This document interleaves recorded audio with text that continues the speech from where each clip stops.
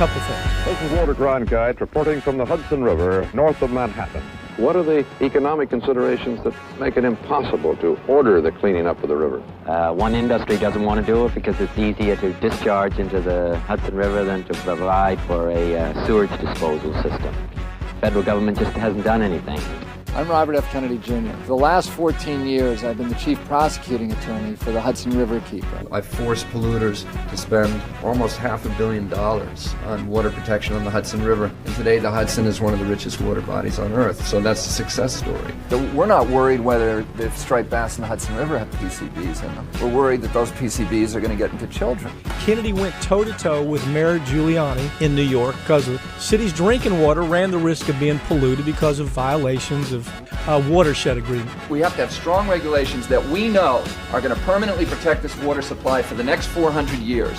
Well, you might remember Bobby on the front lines of the Dakota Access Pipeline protest. The people who are at these camps and who are on these barricades are people who are simply asking that the law be enforced. That awesome police power of the state was being deployed against peaceful protesters on behalf of an outlaw company. You know, I've been involved in some of the biggest lawsuits in history, including the Monsanto lawsuit, which just settled, which is over $12 billion, the third largest settlement in history. We've been able to uncover during discovery documents that show a collusive arrangement between Monsanto and the heads of the pesticide division at EPA, who were collaborating with Monsanto to conceal from the public all of the science that showed that Monsanto was causing cancer and other injuries. I've sued the USDA and the big farm cabals probably more than any other attorney in this country. I just want to sue against FCC, the Federal Communications Commission, for lying to the public. I'm involved in litigation now with the Department of Transportation because I'm representing 1,000 families right now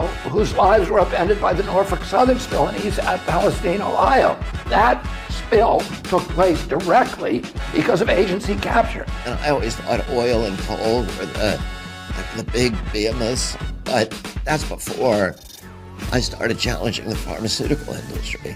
Almost 50% of FDA's budget comes from pharmaceutical companies. These agencies are no longer independent agencies. They're sock puppets. You really think they're going to let you go expose that? As president, they work for me. I understand regulatory capture. I've sued NIH, CDC, FDA, EPA multiple times. When you sue these agencies, you get a PhD in regulatory capture and the mechanisms and the perverse incentive systems and the individuals that are put in place to divert that agency from a public purpose, instead to expanding and promoting the mercantile ambitions of the industries it's supposed to regulate. 90% of lawyers are lazy. They just want to settle behind closed doors. Then you have the 10%, then you have the 1%, then you have the 0.1% of the annoying lawyers.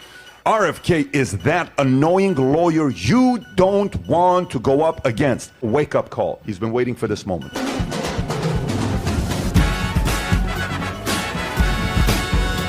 People who are actually part of the government, they get co-opted into this system where nothing is going to be fixed. I'm coming in from the outside. I'm not intimidated by these agencies. I actually know how to fix it.